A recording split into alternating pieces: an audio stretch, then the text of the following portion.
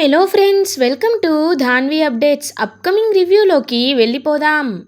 అమర్, మనోహరి and Pardhu ఇద్దరు క్లోజ్గా ఉన్నారు అని గమనించి ఈ పార్టీలోనే వీళ్ళిద్దరు త్వరలో పెళ్లి చేసుకోబోతున్నారు అని అనౌన్స్ చేసేస్తాను.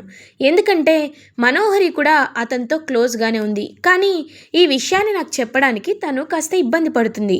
కాబట్టి వీళ్ళిద్దరు పెళ్లి చేసుకోబోతున్నారని నేను ఖచ్చితంగా ప్రూవ్ చేసేస్తాను, అనౌన్స్ చేస్తానని చెప్పి అమర్ చాలా అంటే చాలా ఖచ్చితంగా ఫిక్స్ అవుతాడు. ఇది ఇలా ఉండగా ఆ ప్రచండ మారు వేషంలో నార్మల్గా ఒక ఫార్మల్ డ్రెస్ వేసుకొని వచ్చి తన మంత్రశక్తితో పూల కుండీలా మార్చేస్తాడు ఆరుపాపని. ఇంకా ఆరుపాప ఒక ఫ్లవర్ పాట్లా అయిపోయేసరికి అందరూ ఒక్కసారిగా పాపం వెతుకుతూ ఉంటారు. ఇదేంటి బుజ్జమ్మ కనిపించట్లేదంటే హ్యాండ్ వాష్కి వెళ్ళుంటుందిలే, వచ్చేస్తుందిలే అని చెప్పి ఆకాష్ అంటాడు. సో అప్పుడే కరెక్ట్గా అమరేమో, మీ అందరికీ నేను ఒక ఇంపార్టెంట్ విషయాన్ని అనౌన్స్ చేయాలి అని అనుకుంటున్నాను. మీట్ మిస్ మనోహరి. తను నా వైఫ్, ఆరుకి బెస్ట్ ఫ్రెండ్. ఆరు వెళ్ళిపోయినప్పటి నుండి తను మా ఇంట్లోనే ఉంటూ పిల్లల్ని చాలా బాగా బాధ్యతాయుతంగా చూసుకునేది. ఎప్పుడు తను మా ఫ్యామిలీ మెంబర్ లాగే ఉంటూ ఉండేది. తను మాకు చాలా స్పెషల్ గెస్ట్ అని అంటాడు అమర్. ఇప్పుడైనా చూసావా కదని మాత్రం గెస్ట్ అని అంటున్నాడు.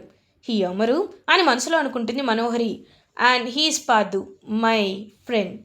ఇతను నేను చాలా ఏళ్ళ ఆర్మీలో కలిసి బ్యాచ్మేట్స్గా పనిచేశాం. కాబట్టి ఇప్పుడు వీరిద్దరి విషయంలో నా డెసిషన్ని నేను చెప్పాలనుకుంటున్నాను అని అమర్ అంటుంటే ఒక్కసారిగా మనోహరి షాక్ అయిపోతుంది.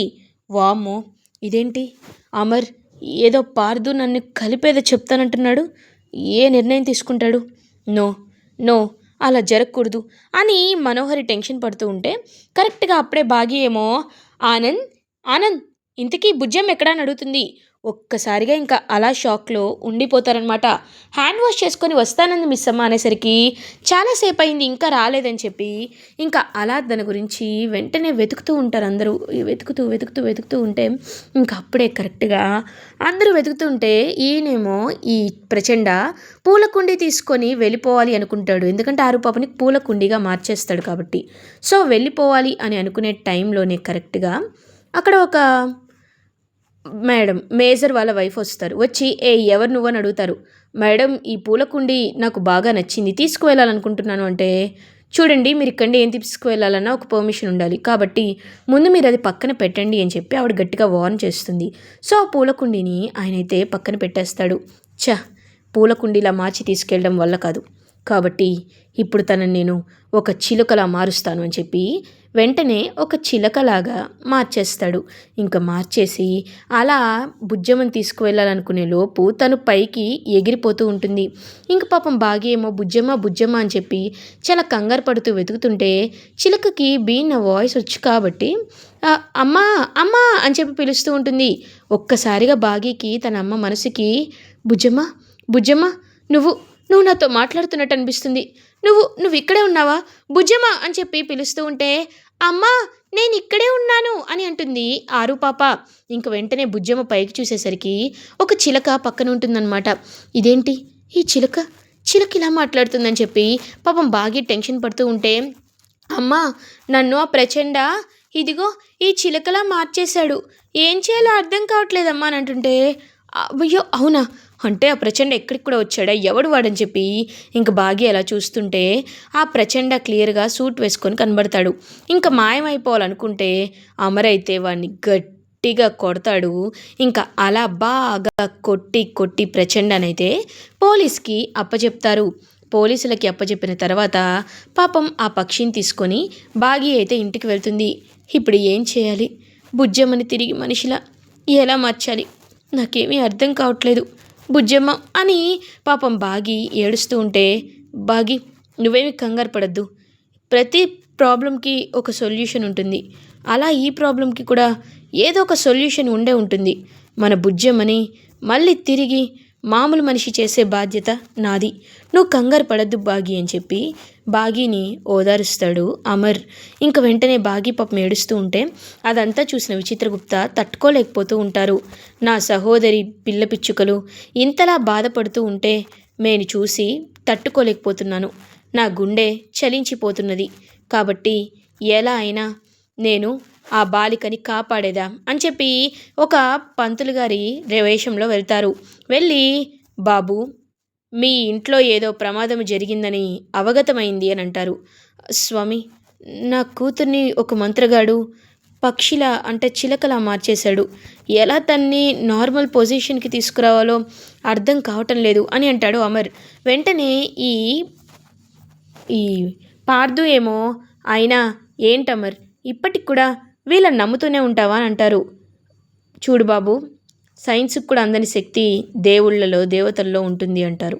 అలా మీరు ఒక్కసారి మాకు అనుమతి ఇస్తే మేము ఖచ్చితంగా ఆ బాలికని మళ్ళీ తిరిగి మార్చేదము అని అంటారు. అమర్, ఇలాంటి వాళ్ళని నమ్మద్దు అమర్, ముందు ఇలాగే అంటారు, తర్వాత డబ్బులు లాగడానికి ప్రయత్నిస్తారు అమర్ అని అంటుంది. కావాలనే ఎక్కడ మార్చేస్తాడోనని చెప్పి అరు మనోహరి అయితే, మనోహరి, ఆయన చేస్తానంటున్నాడు కదా, నువ్వెందుకు అలా అంటున్నావు అని అంటుంది. బాగి, మనం మోసపోకూడదనే చెప్తున్నాం. ఇలాంటి వాళ్ళు 100 చెప్తారు, అవన్నీ వింటామా ఏంటి అని అంటారు. చూడు దుష్టబాలిక అని చెప్పి ఆగిపోతాడు. దుష్టబాలికనా అని చెప్పి చూస్తూ ఉంటుంది. తనైతే, మేము ఎంత సర్వసిద్ధులమో ఈ ఒక్క సంఘటనతో మీకు తెలియబోతున్నది అని ఇంకా ఒక్కసారిగా ధూమ్తత అని అనేసరికి పక్షి రూపంలో ఉన్న ఆరూపాప అయితే మళ్ళీ మనిషి రూపంలోకి వచ్చేస్తుంది. అదంతా చూసి బాగి చాలా అంటే చాలా హ్యాపీగా ఫీల్ అవుతుంది. స్వామి, నిజంగా మీకు ఎంత డబ్బులు ఇచ్చినా తక్కువే. మళ్ళీ మా అమ్మాయిని మనిషి రూపంలోకి మార్చేశారు. మీ రుణం ఎలా తీర్చుకోను స్వామి అని అంటారు. పాపం బాగి, చూడు బాలిక, నీవు నీ పిల్ల పిచ్చుకలని ఎప్పుడూ కాపాడుకుంటూనే ఉండుము. వాళ్ళకి నీవే కొండంత ధైర్యము, సరేనా అని చెప్పి ఇంకా అలా ఆశీర్వదించేసి అక్కడి నుండి వెళ్ళిపోతారు విచిత్రగుప్త. సో బాగి అండ్ అమర్ అయితే చాలా హ్యాపీగా బుజ్జమ్మ వైపు చూస్తూ ఉంటారు. మనోహరి మాత్రం ఆ ప్రచండ జైలుకి వెళ్ళాడు, ఇప్పుడు ఇక్కడేమో ఇలా జరుగుతుంది, ఏం చేయాలో నాకేం అర్థం కావట్లేదని చెప్పి చాలా అంటే చాలా కంగారు పడుతూ ఉంటుంది మనోహరి. అప్పుడే కరెక్ట్గా పార్దు ఏమో మనోహరి దగ్గరికి వస్తాడు. వచ్చి, ఏంటి మనోహరి, ఏం ఆలోచిస్తున్నావు అని అడుగుతారు. అబ్బే ఏం లేదు అని అంటుంది మనోహరి, నిజం చెప్పాలి అంటే నీకు ఒక విషయం చెప్పాలని ఎప్పటి నుండో అనుకుంటున్నాను.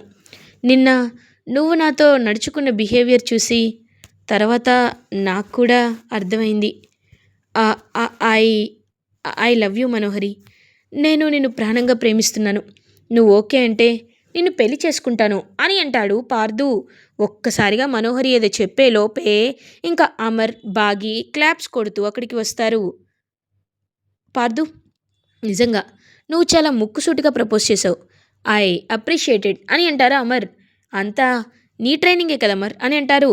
అమర్, ఏంటి తను మాట్లాడుతుంది అని అనేసరికి, అవును మనోహరి, ఈ విషయాన్ని అందరి ముందు అనౌన్స్ చేయాలనుకున్నాను యాక్చువల్లీ, కానీ కుదరలేదు. కొన్ని పనుల వల్ల అనౌన్స్ చేయలేకపోయాను.